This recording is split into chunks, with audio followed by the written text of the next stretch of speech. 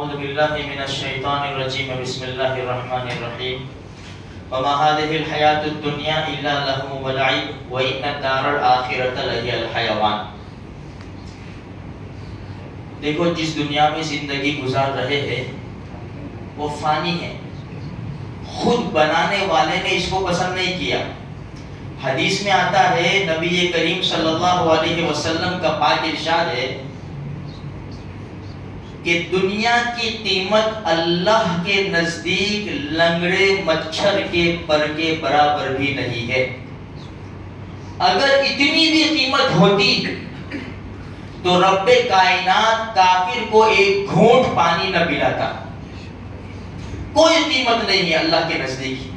اسی لیے میرے اور آپ کے دونوں جہان کے سردار محمد رسول اللہ صلی اللہ علیہ وسلم نے ارشاد فرمایا، الا الا خبردار ہو جاؤ، خبردار ہو جاؤ، الا ان فی الدنیا ملعونہ، دنیا بھی ملعون ہے، دنیا میں جتنی چیزیں ہیں سب ملعون ہیں۔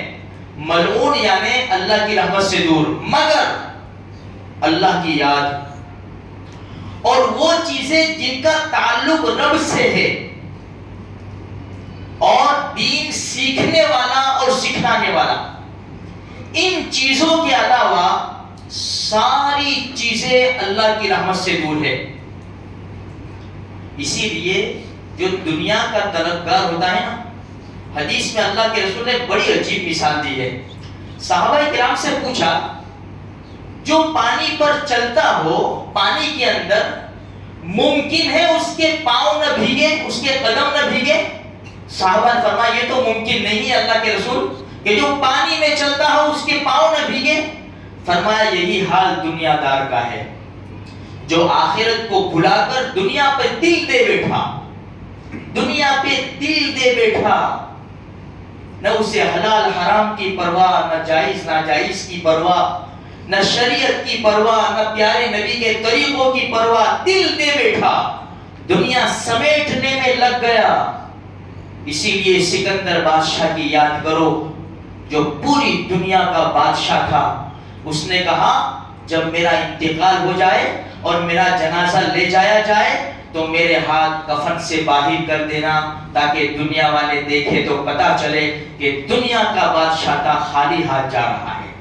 اس لیے ہم دنیا میں زندگی گزاریں گے، ہمیں حکم بھی ہے، حکم بھی قرآن میں بھی حدیث میں بھی دنیا کمانے کا حکم ہے۔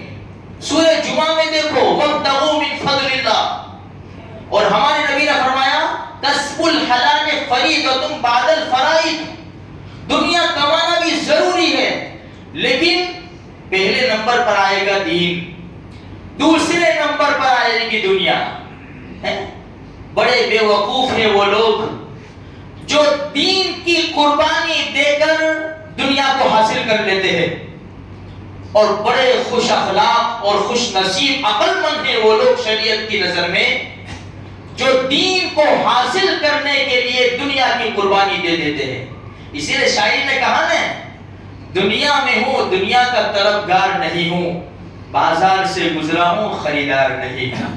اس لیے میرے بھائیوں، میں بھی ایک دن جاؤں گا، آپ بھی ایک دن جائیں گے۔ ہم سے پہلے ہزاروں لاکھوں کروڑوں لوگ چلے گئے، کتنا مال و سامان چھوڑ کر گئے، دیکھو تو صحیح، پوری زندگی کی پونجی لگا دی، 1 کروڑ کا 2 کروڑ کا بنگلہ بنایا، لیکن کتنے مہینے رہا اس کے اندر؟ 2 مہینے، 4 مہینے، 6 مہینے، پھر چل بسا۔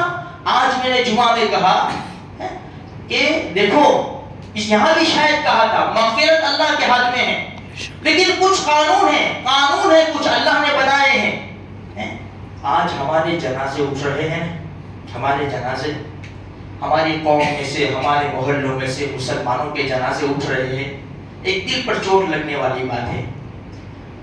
ہر جنازے پہ نظر ڈالو، ہر جنازے پہ، چاہے مرد کا جنازہ ہو، عورتوں کا جنازہ، ہم مرد ہیں، مردوں کے جنازے پہ نظر ڈالو۔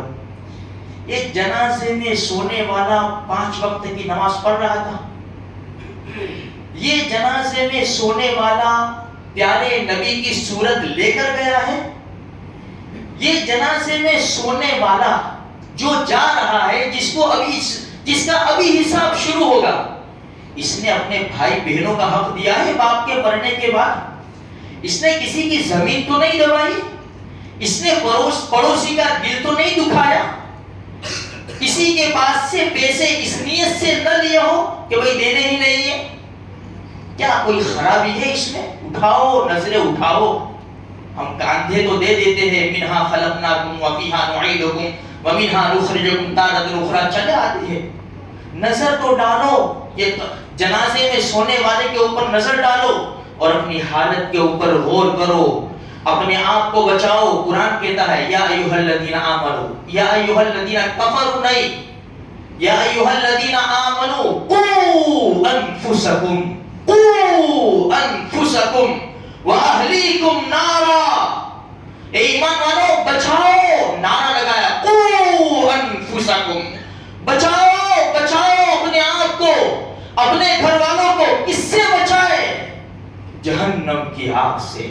قوا انفسکم واہلیکم نارا وقودھا الناس والحجارہ، جس کی خوراک پتھر اور انسان ہے، علیہا ملائکۃ غلاظ شداد، یہاں جو سیکیورٹی ہے نا وہ رشوت نہیں لیں گے، یہاں کے سیکیورٹی گارڈ رشوت نہیں لیں گے،